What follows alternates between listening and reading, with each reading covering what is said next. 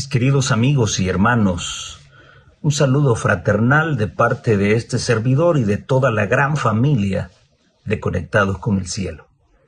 Damos gracias a Dios por habernos permitido llegar hasta este momento para poder repasar el texto bíblico de la lección de escuela sabática.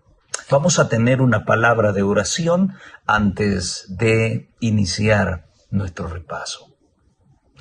Eterno Dios y Padre que mora en los cielos, Señor, queremos darle la gracia por permitirnos llegar hasta acá.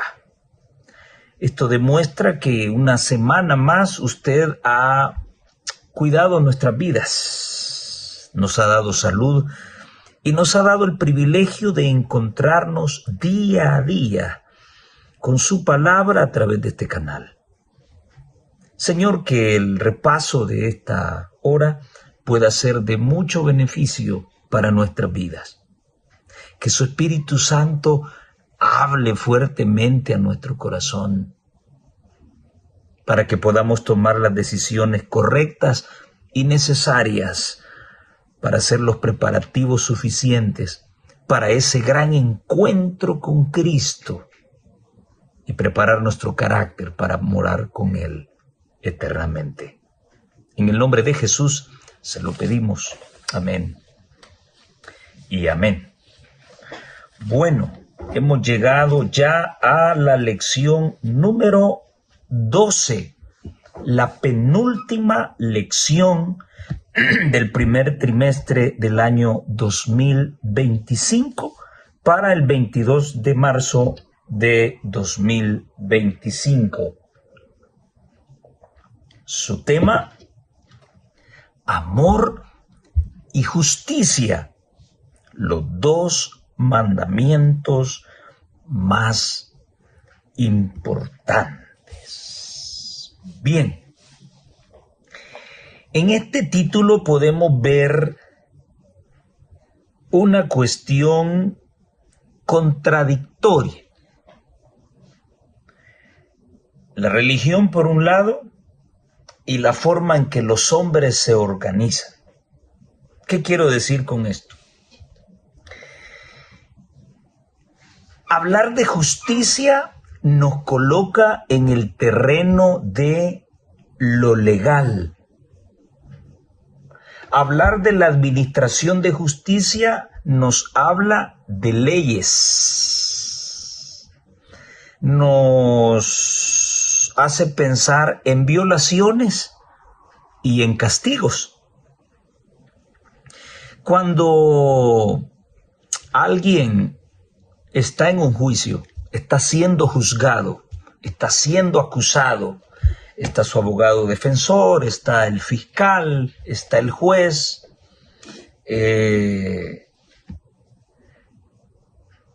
nadie tiene amor para con el acusado. El abogado está haciendo su trabajo y al final va a recibir un pago. Lo único que existe es justicia. Por el otro lado, por el lado de Dios, las cosas son diferentes, porque no solamente hay justicia, sino que también hay amor. Ahora, este amor está vinculado con la gracia, porque no podrá contender Dios con el hombre para siempre. Y Dios no puede ser burlado. Todo lo que sembramos, eso vamos a cosechar. Entonces, mientras exista gracia, Dios administrará la justicia delante de los hombres con amor. Cuando la gracia termine, por amor, Dios tiene que castigar al impío. Porque ese es el otro lado de la justicia. La justicia me presenta lo legal, lo que debo cumplir. Me informa qué puede ocurrirme si yo violo la legalidad. Pero una vez que lo he violado, lo único que queda es el castigo después de haber pasado por un juicio justo. Dice Primera de Juan 4:20. Para mí esto es un principio maravilloso. Si alguno dice yo amo a Dios, pero odia a su hermano, es mentiroso. Pues el que no ama a su hermano a quien ha visto, ¿cómo puede amar a Dios a quien no ha visto? ¿Qué principio más maravilloso el que encontramos acá? Y quisiera conectarlo con ese texto. Dios no puede ser burlado. Todo lo que el hombre siembra, eso va a cosechar.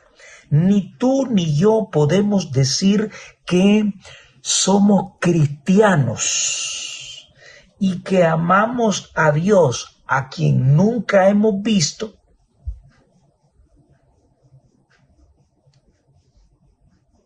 y odiamos a nuestro hermano. Si yo hago eso, soy un mentiroso. Es triste decirlo, pero hay pastores, no estoy puntualizando situaciones que ocurren en el mundo evangélico. No.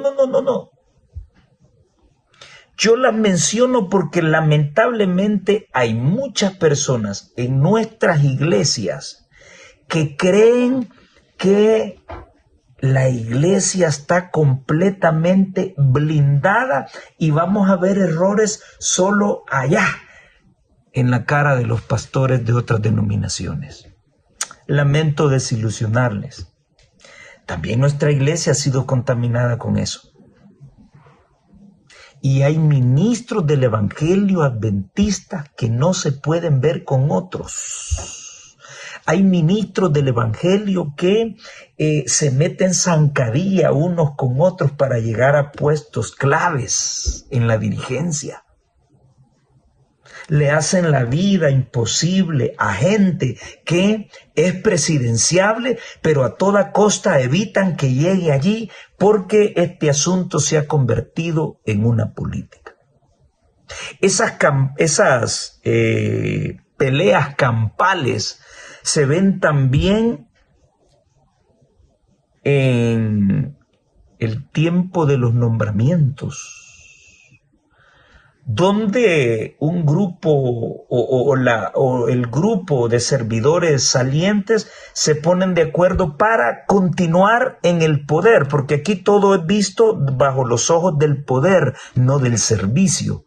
Así que se ponen de acuerdo para decir, no, este no puede llegar, porque si llega va a ocurrir esto, y lo mismo que ocurre en la política, ocurre también en el momento de los nombramientos. Algunos ministros han llegado tontamente a decir, bueno, la junta que sirvió este año puede servir el siguiente año, pasándose por encima los reglamentos que han sido instituidos.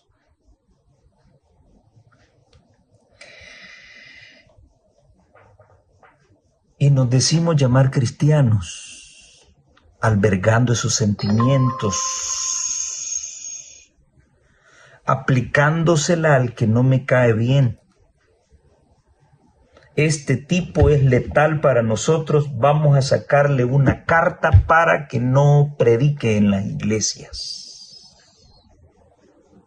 Y saben, todo esto que les he mencionado siempre ocurre entre los que no están bien con la verdad de Dios en contra de los que andan predicando la verdad que Dios quiere que se predique. O los que intentan hacer reformas que nos hagan volver al adventismo antiguo. Con esos sentimientos tenemos la osadía de decir que amamos a Dios, nos golpeamos el pecho y nos acercamos a Dios compungidos de corazón cuando estamos odiando a nuestro hermano. El esposo acaba de pegarle a la esposa en la mañana y ese mismo día, una mañana de sábado, y ese mismo día tiene que ir a dirigir Santa Cena. Y la esposa está allá, golpeada, y no debe decir nada. Y el anciano está sirviendo Santa Cena. El anciano ha estado con la otra durante la semana, su esposa lo sabe, ahora está el sábado dirigiendo la Santa Cena, sin importarle cuán roto pueda estar el corazón de su esposa. El que dice yo amo a Dios, pero odia a su prójimo, odia a su hermano, hagas lo que hagas, eres un mentiroso. Mentiroso. No importa el gafete que tengas aquí o lo que diga tu camiseta. Si tú dices amar a Dios, si tú dices ser un cristiano, si tú dices ser un ministro del evangelio, si tú dices ser un líder de iglesia, un anciano de iglesia, pero odias a tu hermano, te cae mal aquel que es más popular que tú, te cae mal aquel que tiene arrastre por su predicación, lo odias y no lo puedes ver, no importa que dirijas Santa Cena, no importa que prediques, no importa que lideres, tú eres un mentiroso, porque hay una lógica detrás de esto. Pues el que no ama a su hermano, a quien puede ver y tocar, ¿cómo va a osar decir amar a Dios a quien no ha visto? Maravilloso. Si amamos a Dios, dice el autor de la lección, también debemos amar la justicia. Y te he puesto casos, te he puesto ejemplos que violan la justicia. El autor dice que si amamos a Dios, tenemos que amarnos unos a otros, te guste o no te guste. Debemos preguntarnos qué podemos hacer para promover el amor y la justicia. Y muchas veces en nuestras iglesias, y vuelvo a repetirlo, especialmente en las juntas de nombramiento, en el momento en que se van a elegir los dirigentes para el siguiente año, lo único que aplicamos es la justicia, pero no el amor. Y yo diría una justicia injusta, una justicia falsa, donde se entrampa a personas que pueden llegar a componer la iglesia, a arreglar la iglesia. Se ponen trampas para que no llegue. Muchas veces se dicen cosas bochornosas llevando falso testimonio, que es un mandamiento. Otros mienten para que ese hermano no llegue y no se hagan las reformas necesarias. Muy bien. Quiero resumir esta cuestión así. Esos dos mandamientos más importantes, ya vamos a analizarlo bien. Son dos mandamientos de los cuales depende toda la palabra y los profetas. Muy bien. El capítulo 22 del libro de Mateo registra una historia interesante. Los fariseos se dieron cuenta de que Jesús acababa de cerrarle la boquita a los saduceos. Jesús era especialista para eso.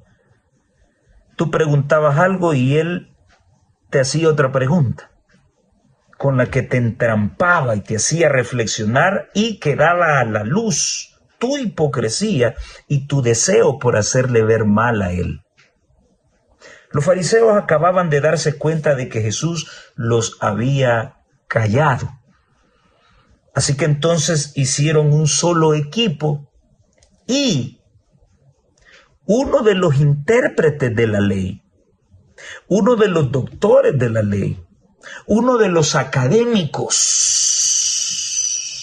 uno de los que creía de que en ellos debían confiarse porque son la academia, se acercó a Jesús y le preguntó no para saber, le preguntó no para aprender, le preguntó para tentarle. Y usted sabe muy bien que Dios no tienta a nadie, ¿Quién es el que tienta? Satanás. Ah, ¿quién estaba detrás de ese intérprete de la ley, de ese académico, de ese erudito? Era Satanás. Maestro, ¿cuál es el gran mandamiento en la ley? Ahora, ¿de qué ley está hablando acá el intérprete? Porque también a la Torá se le llamaba la ley. Y también se le llamaba ley a los 10 mandamientos. Muy bien. ¿Por qué hago ver esta cuestión? La presento porque algunas personas creen que los 10 mandamientos fueron eliminados y ahora solamente se resumen en 2. Pero ya vamos a ver de que no es así. Jesús estaba hablando de lo mismo. Maestro, ¿cuál es el gran mandamiento en la ley? Y me interesa esto, porque no es Juan, no es Pedro, no es un erudito el que va a responder. Es Jesús el que va a responder. Y tristemente hoy en día hay muchos ministros del Evangelio, de denominaciones evangélicas, que han tergiversado las palabras de Jesús y las han manipulado a su manera para seguir engañando a sus feligreses y seguir viviendo a costillas de ellos. Es Jesús el que va a responderle al intérprete de la ley. Amarás al Señor tu Dios con todo tu corazón y con toda tu alma y con toda tu mente. Jesús lo está llevando a Deuteronomio capítulo 6 y versículo 5. Vamos a leerlo. Deuteronomio 6, 5. Y dice la palabra del Señor. Y amarás a Jehová tu Dios. Esto se conoce como la Shema, el versículo 4. Oye Israel, Jehová nuestro Dios, Jehová uno es. Y amarás a Jehová tu Dios de todo tu corazón y de toda tu alma y con todas tus fuerzas. Tú y yo estamos llamados a no obligados, porque el amor no es una obligación, el amor es una decisión. ¿Cómo se va a sentir contento Dios si tú le ofrendas un amor obligado? Dios se complace de tu decisión de amarle. Así que amar es una decisión. Tú y yo estamos llamados a amar a Dios con todo lo que tenemos, con todo lo que somos. Punto. Este mandamiento que te acabo de decir, le dice Jesús al intérprete, es el primero y grande mandamiento. No había conflicto para ellos. Ellos pensaron que Jesús iba a quedarse allí nada más. Qué fácil es decir que alabo a Dios y sacar el pecho porque soy un académico y estoy encima de los demás. Soy un erudito y estoy encima de los demás.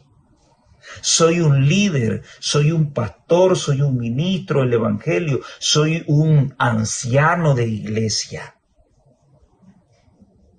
Y como soy el líder y como se me hincha el pecho como pavo real, entonces no me importa de qué manera yo pueda administrar justicia y tratar a los demás. Puedo ser orgulloso, egoísta, pero como soy el líder. Entonces, el judío común y el judío líder amaban a Dios de esta manera. Imagínense ustedes, conocen esta historia, tan religiosos eran los judíos, sí, pero odiaban a los samaritanos. Entonces ahora cuando Jesús dice, este es el primero y gran mandamiento. Sí, pero hay otro. Y el segundo es semejante a este. No es igual. Es semejante. ¿Y por qué es semejante? Porque el amor siempre está vinculado con él. No solamente debes amar a Dios, sino que también debes amar a tu prójimo, así como te amas tú a ti mismo. De estos dos mandamientos depende toda la ley, toda la Torá y los profetas. Muy bien. Quiero leerles lo que dice la sierva del Señor, explicando esto que acabamos de leer, Mateo 22. Ella va a explicar del 36 al 40. O todo, dice ahí arribita el título, o nada. Solo recuerdo la ley del todo o nada en la despolarización celular. O todo o nada. O te pega el infarto o no te pega, pero no se queda a medias. Cuando te pega, te pega. Estos dos mandamientos, amarás a Dios con todo tu corazón y a tu prójimo como a ti mismo, son la expresión del principio del amor. Mira qué interesante esto. No se puede guardar el primero y violar el segundo. Ni se puede guardar el segundo mientras se viola el primero. Así enseñó Cristo a sus oyentes que la ley de Dios, ¿de qué está hablando? De los 10 mandamientos. Así enseñó Cristo a sus oyentes que la ley de Dios no consiste en cierto número de preceptos separados, algunos de los cuales son de gran importancia, mientras otros tienen poca y pueden ignorarse con impunidad.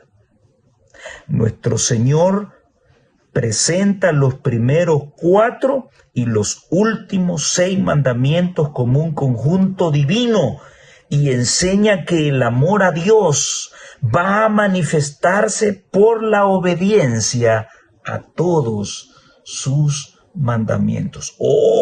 Es que eso es depender de las obras, no depender de la gracia. Ya vamos a hablar de eso.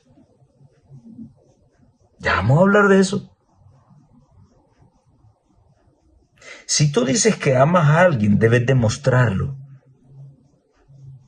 Y la demostración son obras, son acciones. No solamente debo amar del diente al labio, dice el apóstol Pablo. Debo demostrarlo. Entonces, resumiendo, si yo amo a Dios, no voy a tener otros dioses. No voy a adorar, ni voy a dar reverencia, ni honra a las imágenes. Si yo amo a Dios, no voy a tomar el nombre de Dios en vano, hacer cosas que denigren el nombre de Dios. Si yo amo a Dios, voy a guardar el verdadero día de reposo, que es el sábado. No voy a adorar en otro día que Él no estableció. Algunos se sienten contentos cuando dicen, por ejemplo, hay un pastorcito de no sé qué denominación evangélica será, que él saca un corto del pastor Esteban Bor, y solo para que vean qué chabacanes y sinvergüenzas son, él se llama Pastor Jonathan. No sé de qué denominación evangélica es. Y critica el mensaje adventista. Pues un día estaba observando yo un video que él recortó al propósito, donde el pastor Esteban Bor dice de que en la Biblia no aparece de que Dios le haya dicho al hombre de que guardar el sábado. Y yo ya he escuchado ese tema del pastor Esteban Bor. Lo que el pastor Esteban Bor quería dar a entender es de que Adán y Eva no guardaron el primer sábado porque no habían trabajado. El único que había trabajado era Dios. Y el requisito para guardar el sábado es trabajar. Y fue Dios quien trabajó toda la semana creando, y él sí tenía derecho a guardar el día de reposo, porque habla del descanso. Así que el siguiente sábado, Adán y Eva pues vieron a Dios guardar el sábado, y ellos aprendieron de Dios el poder guardar el día de reposo. Claro, esto es una interpretación. Si la gente quiere verlo puntualmente, la Biblia está llena de principios. ¿Por quién pasó de generación en generación el día de reposo? A través de Adán y Eva. Pero este pastorcito lo había recortado a propósito y no dejó la otra explicación del pastor Bor con respecto a esto que él había dicho. Entonces solo dice, al fin un adventista reconoce que Dios no le dijo a Adán y Eva que guardaran el sábado. Que a esos niveles de ignorancia llegan este tipo de pastores que se jactan, que saben hebreo, que saben griego y que... supongamos que esa mentira fuera cierta. A mí no me interesa si Adán y Eva guardaron el sábado o no lo guardaron.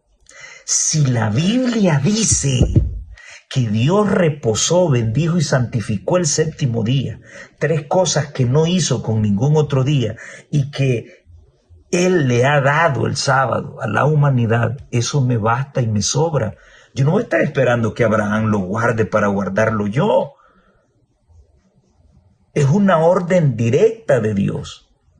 Así que el que ama a Dios va a cumplir estos 4 primeros mandamientos que acabo de leer. El que ama a Dios va a amar a su hermano. ¿Cómo? Amando a sus propios padres, no matando a su prójimo, ni física, ni psicológicamente, ni con sus hechos, ni con sus palabras. No va a traicionar a su cónyuge a través del adulterio. No va a robarle a su prójimo, no va a hablar falso testimonio contra su prójimo y no va a codiciar las cosas que su prójimo tiene. Entonces, ¿cómo demuestro que amo a Dios? Guardando los primeros 4 mandamientos que tienen que ver con Dios.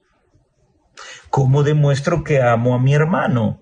Cumpliendo los otros 6 mandamientos que están vinculados con mi relación con mis semejantes. Así de sencillo, así de claro.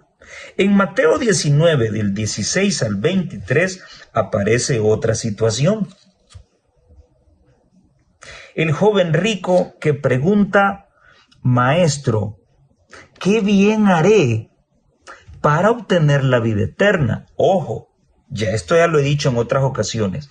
El joven rico no está preguntando qué es lo que tiene que hacer para salvarse. Bien, la salvación involucra 2 hechos, 2 situaciones. Hablamos de salvación, primero, cuando nos referimos al hecho de que la sangre de Cristo tiene poder para limpiarme del pecado. Eso es salvación. Sí, pero también salvación está vinculada con la vida eterna. Todos aquellos que sean librados de los juicios de Dios y cuando Jesús vuelva por segunda vez, sean arrebatados en las nubes de los cielos y llevados al reino de Dios. Eso es salvación también. ¿Cómo se le llama a ese grupo? Los salvos. Entonces, al hablar de salvación, estamos hablando de una moneda con dos caras. Entonces, el joven rico no está preguntando qué debe hacer para ser salvo. No. Él está hablando de la vida eterna. ¿Y qué le responde Jesús? Guarda los mandamientos. Y Jesús comienza a enumerarle ciertos mandamientos. Muy bien. ¿Cuál es el encaje entre Mateo 22 y Mateo 19? Bueno, la importancia que tienen los mandamientos de Dios para poder moldear un carácter idóneo para la vida eterna. ¿Sí? Si tú pecas, la ley de Dios no puede limpiar tu pecado. Yo no sé cuándo van a terminar de entenderlo los evangélicos. Cuando tú pecas, y voy a ponerlo así, cuando un individuo respeta la señal de tránsito alto, el rojo, y se detiene, la ley de tránsito está protegiendo su vida. La ley fue creada para protegerte, la ley de tránsito. Y si tú la obedeces, estás protegido. Entonces, cuando tú te pasas el alto y chocas con alguien o matas a alguien porque te pasaste el rojo, porque violaste la ley de tránsito, ¿qué puede hacer la ley por ti? ¿Puede salvarte? No. Tienes que enfrentar la justicia. Lo mismo ocurre con la ley del Señor. La ley de Dios son 10 principios de amor que te protegen. Oye, mira, ten cuidado. Honra a tu padre y a tu madre. Acuérdate de tus viejitos cuando estés grande. No los abandones. Oye, mira, respeta a tu esposa, respeta a tu esposo. No te fijes en otra. Son protecciones, son promesas. Yo no sé cuál es el odio que algunos evangélicos le tienen. Bueno, los evangélicos le tienen a la ley de Dios. Pero una vez que tú violas un mandamiento, cuando tú traicionas a tu esposa o a tu esposo con otro hombre, con otra mujer, ¿qué puede hacer la ley por ti? No puede hacer nada. Son 10 advertencias que te protegen. Ahora, una vez que tú has caído, tienes que enfrentar la justicia. Es ahí donde entra la sangre de Cristo, que te limpia del pecado y te restaura. Entonces, lo que quieren dejar estas dos historias es que la ley de Dios es importante, los 10 mandamientos son importantes en la vida del hombre para que Dios pueda moldear un carácter listo para la vida eterna. El libro de Salmos repite muchas veces y nos habla del camino de Dios. ¿Cuál es el camino de Dios? Son sus mandamientos. Y viene el evangelio que dice, no, sí, pero Dios no solo tiene 10 mandamientos, tiene otros mandamientos, sí, todos los que quieras, pero principalmente estos 10 que son la base de la moral del hombre. Sí hay otros mandamientos de la comida que muchos desobedecen. Sí hay mandamientos para el matrimonio, para las posesiones. Pero estos son la base. ¿Por qué se ampliaron los 10 mandamientos? Se ampliaron porque somos cochinos.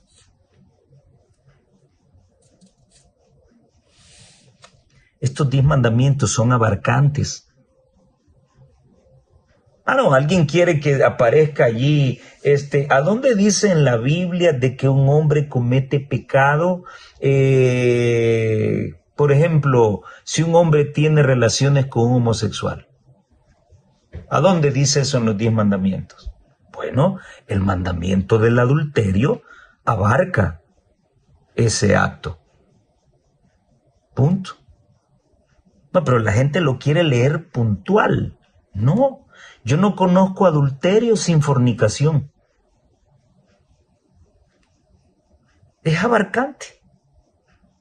¿A quién no debes matar? Y eso solo incluye a tu prójimo, y a los pavos, y a las gallinas, y a las vacas, y a los cerdos.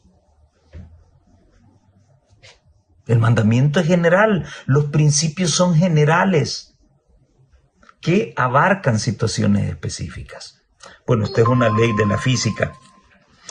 Dice la sierva del Señor, Cristo presentó las únicas condiciones que pondrían al príncipe donde desarrollaría un carácter cristiano. ¿Oíste lo que acabo de decir? Cristo presentó las únicas condiciones que pondrían al príncipe, hablando del joven rico, donde desarrollaría un carácter cristiano. Sus palabras eran palabras de sabiduría, aunque parecían severas y exigentes. En su aceptación y obediencia estaba la única esperanza de salvación del príncipe. Los mandamientos están vinculados con la salvación. ¿De qué me salvan? ¿Del pecado? ¿De la mancha de pecado? No, los mandamientos del Señor me salvan de caer en pecado. No, hermano, pero el que salva de caer en pecado es Cristo. ¿Y quién hizo los mandamientos entonces? El que odia la ley se inventa un montón de cosas. ¿Y quién hizo la ley? ¿Acaso no la hizo Cristo por beneficio del hombre? Y te la puso, nos la puso como una ayuda para no caer en pecado. La palabra dice que los israelitas usaban un cordoncito de azul en sus vestimentas, para que cuando estuvieran a punto de pecar, ellos al ver el cordoncito azul se acordaran de que debían respetar la ley de Dios. Una vez que has caído en pecado, repito, nadie puede hacer nada por ti. El único es la sangre preciosa de Cristo que limpia de todo pecado. El guardar poco o mucho sin entregarlo a Dios sería retener aquello que reduciría su fuerza moral y eficiencia. No solo basta conocer los mandamientos, hay que practicarlo. Y eso se llama obras. Y las obras son acciones. Las obras no salvan. Las obras solamente demuestran que yo obedezco a Dios. Y si obedezco a Dios es porque le amo. Lo hago porque le amo, no lo hago para salvarme, porque salvo ya soy, limpio de pecado ya soy, porque creí en Cristo. Ahora voy a demostrar que le amo. ¿Cómo? Amándole a Él y amando a mi prójimo. O sea, guardando sus mandamientos. Creo que allí no hay dónde perderse. Entonces, las obras o las acciones son la demostración de que amamos a Dios. No es que es por fe, no es por obras. No, momento. ¿Tú amas a Dios? Bueno, por fe amas a Dios. Sí, ahora vas a demostrarlo. ¿Cómo vas a demostrarlo? Bueno, con acciones. Bueno, a mí me gustan las muchachas, pero por amor a Dios, no puedo andar con una, con otra y con otra. No puedo tener sexo ilícito. Así que por amor a Dios me voy a sacrificar para no hacer eso. ¿Acaso no son acciones? ¿Acaso no son obras? ¿Y por qué las haces? ¿Para salvarte? No, ya eres salvo, ya fuiste perdonado. Ahora quieres demostrarle a Dios que quieres ser fiel a Él. Así funciona esto. Así funciona esto. Bien. Así como hay dos grandes mandamientos, hay dos grandes pecadotes. El primero es el pecado de la idolatría. En este momento se está desarrollando en mi país un evento. Artista, cantante boricua, Chayanne, está en mi país en este momento. Y ahorita hay un montón de locas gritando en el estadio y muriéndose por el tipo. Los ídolos no solamente son Buda, Krishna, Mahoma. Un cantante puede ser un ídolo para ti. Un futbolista puede ser un ídolo para ti. Un equipo de fútbol puede ser un ídolo para ti. Una novela puede ser un ídolo para ti. La pornografía puede ser un ídolo para ti. No solo son muñecos. Muñecos vinculados con cosas bíblicas o cosas celestiales. La invención de santos, el sacar personajes bíblicos allí y inclinarse ante ellos, honrarlos. Eso es un ídolo. Porque cada vez que miras hacia arriba, tú debes pensar en Dios. No debes pensar en muñecos. Allí ponen a los evangélicos, ponen los católicos, se van a llevar una gran sorpresa cuando vean sentada en el trono a nuestra madre a la par de su hijo. Una pregunta. La palabra de Dios dice en el libro de Apocalipsis que aparece uno sentado en el trono. Más adelante en el capítulo 5 aparece un cordero como inmolado que representa a Cristo. Ese cordero, cuando el gran conflicto termine, él va a reclamar su poder y entonces se sentará a la diestra del Padre. Sí, pero yo no veo a María ahí, ni he escuchado a María. Y los católicos sacan aquel relato donde el rey Salomón manda a llamar a su madre y la sienta a su lado. Eso no tiene nada que ver con los eventos finales y lo que está ocurriendo en el cielo. Esteban vio el cielo abierto y vio al Hijo del Hombre ahí arriba. No vio a la Virgen María. Entonces, no debemos hacernos imágenes para honrar, ni adorar, ni beatificar de cosas que están ahí arriba en los cielos, ni abajo en la tierra. Y a los católicos vienen y para quitarse esta comienzan a sacar de que Dios mandó de que se construyeran ángeles en la cortina del santuario, de que Dios mandó de que encima del propiciatorio estuvieran 2 ángeles en el arca del pacto. Momento. Y también mencionan la serpiente de bronce que Dios le mandó construir a Moisés. Momento. Una cosa es que Dios te ordene que hagas una imagen y otra cosa es que yo me la invente. Los ángeles que estaban en el velo que dividía el lugar santo del Santísimo, en ningún pasaje del Antiguo Testamento dice de que el sacerdote iba a adorar a los ángeles que estaban allí o venerar a los ángeles que estaban en la cortina.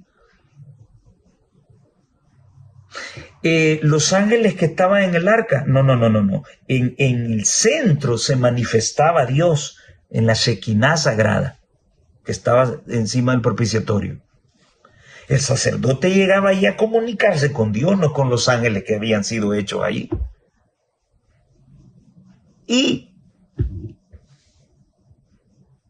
la serpiente de bronce que Dios le ordenó construir a Moisés era un prototipo de aquel que realmente tiene poder para salvar.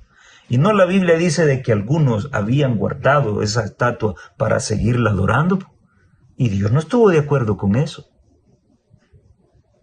No hay que tener ídolos, porque eso significa de que hay otro que ocupa mi corazón cuando debe ser Dios. Y ese es el problema del mensaje a la Odisea. Cristo llama y toca la puerta del corazón. ¿Qué está haciendo Cristo afuera de mi corazón? Mis ídolos lo tienen afuera. Por eso es que todos los adventistas del séptimo día, que nos cobijamos bajo el mensaje a la iglesia de la Odisea, tenemos que abrir nuestro corazón a Dios porque lo tenemos afuera. Y no se molesten. Hay muchos hermanos evangélicos que son más devotos con nosotros. Lo mismo que ocurría con las religiones paganas. Los que adoraban ídolos en las religiones paganas eran más fieles con sus falsos dioses que el propio Israel ante el verdadero Dios. Tremendo, tremendo. Esa gente, recuerdo lo que ocurrió en el Monte Carmelo con Elías. Esa gente estuvo dispuesta a sajarse, a desangrarse por un falso Dios. E Israel no tuvo la fe de continuar caminando aún sin agua y sin comida delante del verdadero Dios que hizo cosas maravillosas para sacarlo de Egipto. Así de bobitos somos. Por eso es que Jesús está fuera del corazón nuestro, del corazón adventista. Porque el mensaje de la Odisea es para adventistas, no es para testigos de Jehová ni para toda esta gente. Esa gente es más devota que nosotros. Esa gente no anda de que, no, si yo estoy cansado, no voy a ir a trabajar. No, ellos van al culto en la semana. Ellos están allí contra viento y marea, llueva, truene, relampaguee. El día que los adventistas tengamos ese corazón, ese día va a darse esa gran reforma que Dios está esperando que se dé dentro del pueblo de Dios. Por eso es que muchos de los que hemos conocido este mensaje, vamos a salir para darle la espalda. Y esa gente sincera, de lindo corazón que está en las iglesias evangélicas, ellos van a ocupar nuestros puestos. Y yo siempre he dicho algo. Nosotros ponemos el evangelio. Ellos ponen la devoción. Así que tengamos cuidado. No dioses. Es un gran pecado. Y el segundo gran pecado es el maltrato del Señor, el maltrato que cualquier poder le haga al pueblo de Dios. Aquí dice, ya sea individual o corporativo. Sí, pero corporativo no se refiere, tal vez el autor lo puso así y se enfocó en eso, pero yo no lo veo así. Corporativo, organizacional. No es que no va a caer fuego del cielo porque alguien venga y hable en contra de toda la corporación adventista. Si eso nunca ha ocurrido. Mientras un verdadero adventista del séptimo día que sigue el mensaje correcto del Señor esté en pie, la iglesia no ha caído, aunque la corporación pueda andar perdida. Así que esto de corporativo no piensen que es la organización general, no. Ya sea que alguien le haga daño a usted, si usted es un adventista correcto, ya sea que alguien le haga daño a usted o a un grupo de hermanos fieles, ahí se están metiendo en problemas con Dios. Porque Dios cuida de su pueblo. Así que esos son los dos más grandes pecados. La idolatría y el maltrato al pueblo de Dios. Todos estamos claros de que Dios ama la justicia y odia el mal. No odia a los malos, no, odia el mal. Porque Él es misericordioso para con el pecador. Dios nos manda a que amemos y cuidemos a los oprimidos. Y vendrá ira para el victimario y el opresor cuando sea el gran día de la rendición de cuentas delante de nuestro Dios. El Señor nos ha declarado lo que es bueno. ¿Qué es lo que pide Él? Amar justicia, misericordia y ser humilde delante de Él. ¿Cuándo yo le demuestro estas tres cosas a Dios? Cuando yo guardo sus mandamientos. Por lo tanto,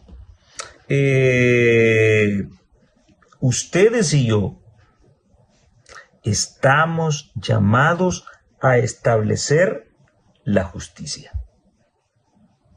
Ustedes y yo debemos estar a favor de la defensa de la justicia. Porque detrás de la justicia verdadera está Dios. Muy bien. Cuidado con los que dictan leyes injustas para apartar del juicio a los pobres. Cuidado, ¿qué haréis? Dice Isaías 10:3, ¿qué haréis en el día del castigo? ¿A quién os acogeréis para que yo os ayude cuando llegue de lejos el desastre?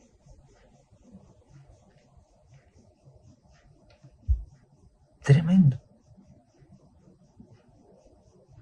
Cuánta injusticia se vive hoy en día, no solo en el mundo, sino también dentro de las iglesias.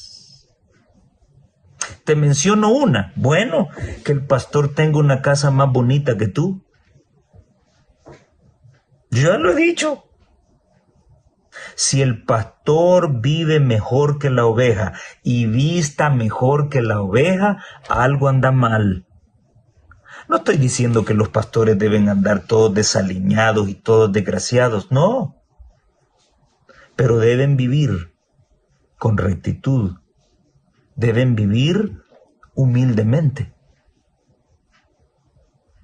Si el carro del pastor es último modelo y tiene un yate y tiene un jet y tú no tienes eso, algo anda mal. Algo anda mal. Yo conozco algunos ministros del Evangelio que tuve la oportunidad de conocerles jóvenes cuando no tenían nada ni dónde caer muertos, y hoy pues andan tremendas camionetas y tremendos pick-up doble cabina. Entonces, algo está pasando, ¿verdad? Algo está pasando. El ministro debe ser recto, debe vivir en santidad, ¿sí? Debe vivir humildemente, tener su casita, tener sus cositas humildes. Así que ustedes y yo estamos llamados a practicar la justicia. Hoy en día hay una situación contradictoria entre las formas de la religión y la justicia, la misericordia y la fe. Nos golpeamos el pecho, decimos amar a Dios, pero sangramos a nuestro prójimo. Y esa es la parte contradictoria que yo principalmente no comparto. Y para finalizar, llegamos a una historia que ustedes y yo conocemos a perfección y está trillada. ¿Quién es mi prójimo?, le preguntaron a Jesús. Ahora, ¿por qué estamos leyendo esto si ya lo sabemos? La historia del buen samaritano. La sabemos muy bien, pero la seguimos repitiendo. El sumo sacerdote, ¿a quién representa hoy en día? A los pastores. Por andar pendiente de que cuántos diezmos se recogieron el sábado y cuántas personas se bautizaron, hay necesidades dentro de sus iglesias y fuera de ellas, y no se ve claro. Hoy son muy pocos los pastores que visitan los hogares, muy pocos los pastores que visitan matrimonios y oran por matrimonios. a quien representa el levita, al anciano. Y hoy tenemos un montón de ancianos cómodos, ¿sí? Que miran la iglesia como un medio para obtener poder. Y comentábamos hoy con un hermanazo, a ver, dime tú, hermano anciano que me escuchas, ¿cuánto te están pagando por ser anciano? ¿Cuánto? Tranquilo. ¿Por qué azotar al pueblo? ¿Por qué maltratar al pueblo? Esta frase es muy común en labios de muchos ancianos. Aquí el que manda soy yo. ¡Wow! ¡Qué interesante! Ahora te voy a contar lo que no te han contado. No te voy a decir algunos, no. Todos los ancianos que yo conozco con esa actitud, mira bien lo que te voy a decir, todos, no algunos, todos los ancianos de iglesia que yo he escuchado de sus labios esa frase, aquí en la iglesia quien manda soy yo, todos han caído con una mujer y ya no están en la iglesia, o mejor mire, se han ido para otro país. Todos esos ancianos opresores, en buen salvadoreño, todos esos ancianos que son hechos leña con sus propios hermanos, ¡ja, ja! Ten cuidado. Todos, aquí no hay alguno, todos han caído con una mujer. ¿Y a dónde está la casta? ¿A dónde está el título? ¿A dónde está el pecho? Se perdió. Porque Dios se engrandece en la humildad. Finalmente, cuando apareció la necesidad, ¿quién asistió al samaritano? Pero ¿quién asistió a aquel hombre golpeado? El samaritano. Queridos amigos y hermanos, cuando hagamos algo, cuando hagamos un favor, hagámoslo bien. Anda siempre presente esto en tu mente. Tú puedes decir que eres la última botella de agua en el desierto. Tú puedes decir yo soy esto, yo soy lo otro. Pero si tú dices que amas a Dios y no amas a tu hermano, puede ser cualquier cosa, pero eres un mentiroso. Amemos de corazón a nuestro Dios y amemos de corazón a nuestros semejantes. Pero hagámoslo porque es una decisión. Debo practicar no solo la justicia, sino que también el amor. Si vamos a disciplinar a alguien porque cayó en pecado, no solo saquemos el garrote de la justicia, no. También saquemos lo mejor de nuestro amor, porque el objetivo es volver a restaurar a ese hermano. Mis acciones determinan la actitud de mis hermanos. Dios te bendiga, puedas meditar en esto y puedas prepararte con todo para encontrarte con tu Dios. Nos vemos en la próxima.